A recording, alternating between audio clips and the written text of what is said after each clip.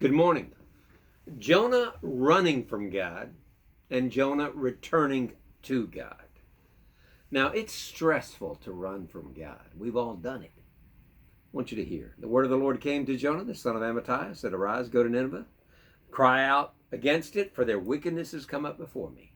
But Jonah arose to flee from Tarshish and the presence of the Lord. He went down to Joppa, found a ship going to Tarshish. He paid the fare and went down into it.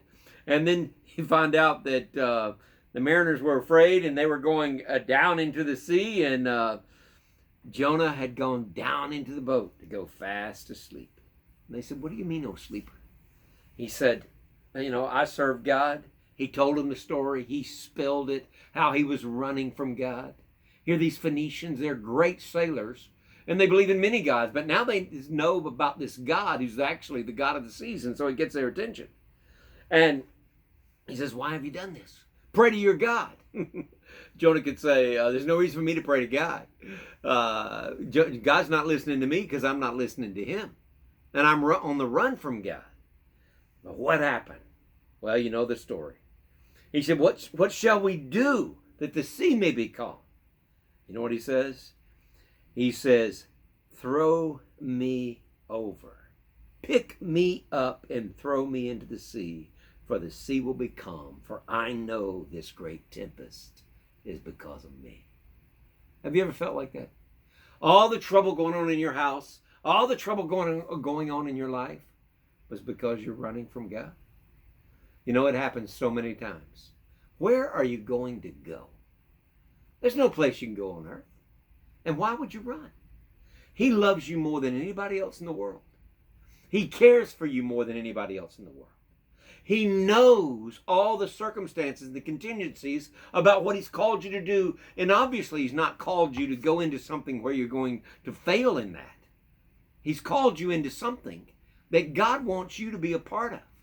It's exciting, it's great, but he didn't want to do it. And so what did he do? You know the story. Threw him overboard. God sent a fish. And then we find out in chapter 2, he cries out to God because of his affliction. And the Lord answered me. "Out of the belly of hell I cried, and you heard my voice.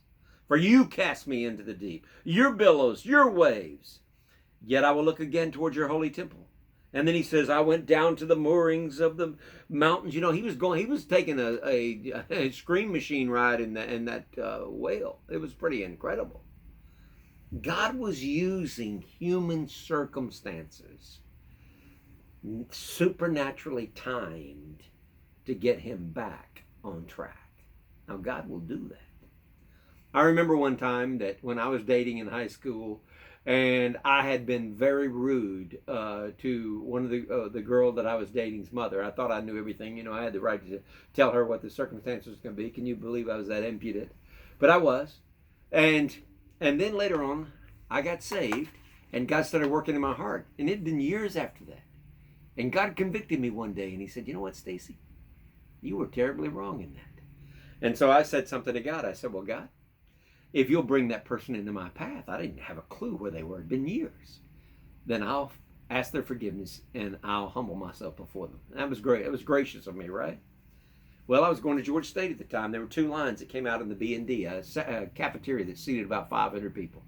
I came out of my line one particular Monday morning.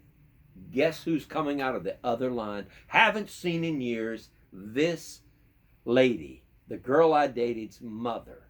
And the last words we had were not pleasant. Just looked at her and said, "Would you eat lunch with me today?" And she just laughed, said, "Yes, I will." I went over there, sat with her, asked her forgiveness, and straightened out something that had bothered me for a good while.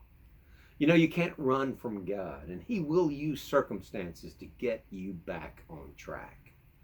Don't run from God. Let God tell you the first time, and then obey him then. It's much easier. God bless you. Have a great day.